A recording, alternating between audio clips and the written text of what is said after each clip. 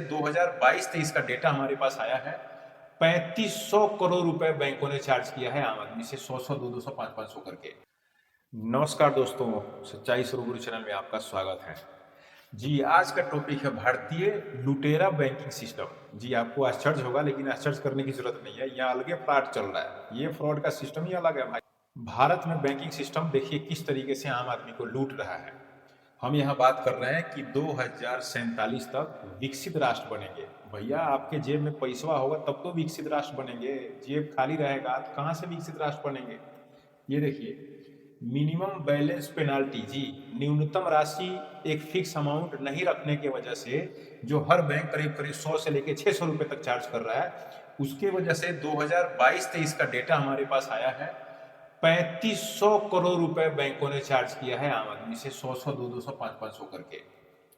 अगला फ्रॉड देखिए, ATM uses के नाम पे 2 से 3 ट्रांजैक्शन आपको फ्री में दिया जाता है, लेकिन उससे अगर ज्यादा करते हैं तो आपको लगभग प्रति ट्रांजैक्शन 20 रुपए से 30 रुपए आपको अलग से चार्ज देना पड़ेगा।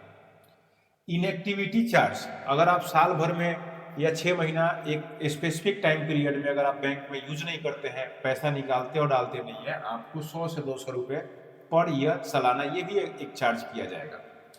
बैंक स्टेटमेंट अगर आप निकालते हैं, देखते हैं कि भाई कहाँ से पैसा आया, कहाँ गया, क्या क्या चार्ज कट रहा है, नहीं कट रहा है, आप थोड़ा सा अगर सजग हुए, बैंक स्टेटमेंट निकालने के लिए रिक्वेस्ट डालते हैं, 50 से 100 रुपया ये भी आपको चार्ज कर दिया जाएगा।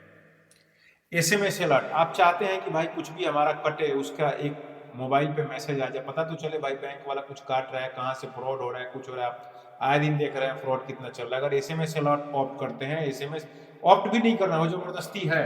SMS अलर्ट है 20 से 25 रुपया पर क्वार्टर के हिसाब से, लगभग 100 रुपया सालाना, ये भी चार्ज आपको लग रहा है। आपको पता नहीं चलेगा, लेकिन आप 140 करोड़ 150 करोड़ के आसपास पब्लिक है, जितना उसमें लोगों के बैंक अकाउंट है उस हिसाब से देखिए करोड़ों का फ्रॉड इधर चल रहा है।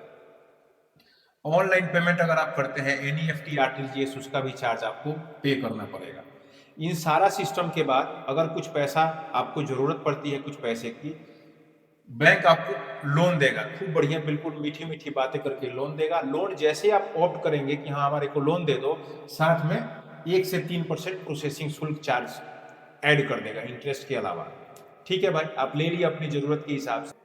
गलती से आपकी अपने मेहनत से अगर अच्छे दिन आपके आ गए हैं, बाकी वो उनका विश्व गुरु का अच्छा दिन नहीं, आपकी अगर मेहनत से अच्छे दिन आपके आए, आप बोल रहे कि नहीं जी हम लोन से पहले ही चाहते हैं कि हम पे कर दें, हम कर्जा में नहीं जीना चाहते हैं, आभासी जीवन नहीं चाहिए हमारे को, तो हम लोन पहले प्री क्लोजर कर देते हैं। तो जैसे आप जाएंगे बैंक को ये बोलने के लिए लोन पहले ले लो, लोन का हमारा अमाउंट क्लियर कर दो, वो बोलेगा नहीं 3% एक और पेनाल्टी दो, early payment charges, pre closure, मतलब आप पहले दे रहे हैं उसके बाद भी वो चार्ज लेगा आपसे। इन सारा प्रोपोगेंडा के बाद अगर आपके कुछ पैसे बैंक में सेविंग अकाउंट में रहते हैं और गलती से कुछ ऐसा होनी अनहोनी होता है और बैंक क्लोज हो जाता है, बैंक बिक जाता है, बैंक करप्ट हो जाता है, आपका पैसा मात्र 5 लाख रुपए सेव है। अगर आपके 10 लाख रुपए खाते में है, 5 लाख डूब गया, 7 लाख रुपए है, 2 लाख रुपए डूब गया, 5 लाख तक का मैक्सिमम कवरेज है बैंक में। ये सारा सिस्टम देखिए, हम 2047 तक विकसित राष्ट्र बनने की तरफ जा रहे हैं। ये सारा सिस्टम है, देखिए कैसा लगा आपको। मिलते हैं ऐसे अगले इंफॉर्मेटिव वीडियो में, तब तक के लिए जय हिंद।